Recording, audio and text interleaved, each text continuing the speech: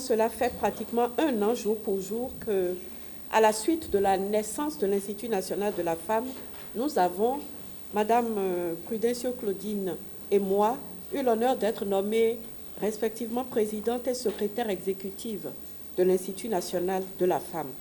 Aussitôt désignée, aussitôt à la tâche. Quoi de plus normal? L'Institut était comme attendu. Et comme par hasard, la toile des réseaux sociaux était tendue à craquer à l'époque. Tenez, je partage avec vous quelques souvenirs.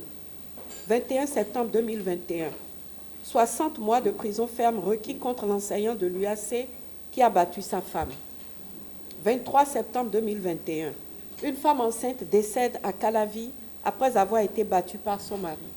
24 septembre 2021, je suis saisie du cas d'une veuve dont la belle famille est allée jusqu'à déclarer que le défunt était célibataire, alors qu'ils étaient mariés régulièrement et avaient 3 enfants. Au cours de ce même mois de septembre, la répression des infractions commises à raison du sexe a été placée au cœur d'un débat entre le président de la République et les députés, avec le projet de loi qui deviendra en décembre 2021 une loi promulguée, entrée en vigueur et que nous appliquons déjà. Depuis lors, l'Institut développe sa machine de gestion des plaintes pour satisfaire les plaignantes d'où qu'elles viennent. Nous avons mis en place au siège un mécanisme de gestion qui permet de recevoir les plaintes, de dresser le profil des plaignantes, de les écouter et de leur offrir l'aide dont elles ont besoin. Pour cela, nous permettons que les plaintes nous soient adressées de toutes les manières qui soient accessibles aux plaignantes. La forme la plus usitée est celle des appels ou des messages émis sur notre numéro MTN WhatsApp, le 51 07 88 88, qui fait office de ligne verte, avec l'avantage qu'on peut aussi nous envoyer des pièces, des documents. Une personne est assignée au siège pour rester disponible toute la journée sur cette ligne et répond aux appels ou accuse réception des messages et y répond sommairement pour demander des précisions si nécessaire. On peut aussi nous adresser un email à l'adresse inf.contact@présidence.bj ou nous adresser directement un courrier à la présidente ou à moi-même qu'on dépose au siège. On peut aussi venir directement au siège prendre rendez-vous.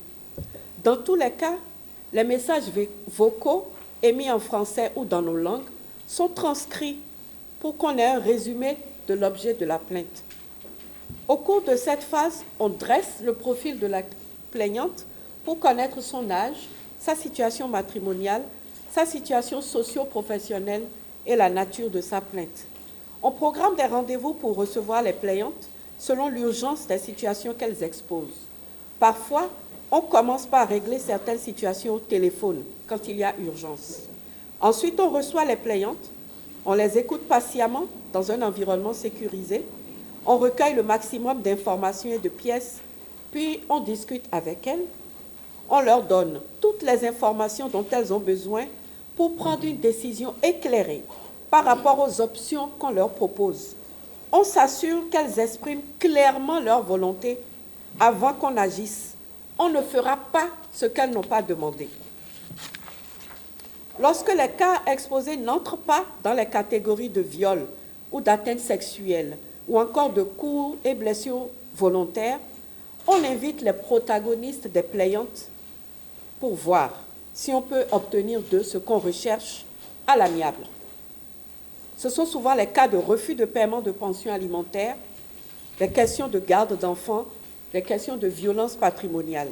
Sinon, on considère la situation socio-économique des plaignantes avant de décider de leur offrir soit une aide juridique, si elles ont les moyens de faire face aux frais liés au procès et au paiement d'un avocat si nécessaire, ou alors on leur offre une assistance judiciaire si elles sont démunies.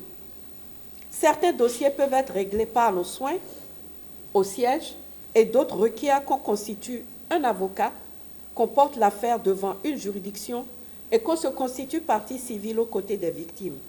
C'est là que les 2 avocats de l'Institut entrent dans la danse. Nous évaluons aussi les autres besoins des victimes pour les orienter vers les CPS pour les prises en charge psychosociales et médicales. En revanche, nous prenons en charge les frais liés au procès pour les femmes démunies que nous avons décidé d'accompagner judiciairement. Donc, on paie les frais de transport des victimes et d'un accompagnant quand c'est une mineure. Transport de leur lieu de résidence vers les juridictions, aller-retour, les frais de restauration, les frais de procédure. Voilà donc comment est organisée la gestion des dossiers au niveau du siège et bientôt, quand les points focaux seront installés au niveau des arrondissements, c'est eux qui apporteront l'aide juridique et l'aide ou l'assistance judiciaire aux victimes. En notre nom, bien sûr, c'est eux qui commenceront les procédures qui seront ensuite transmises au siège.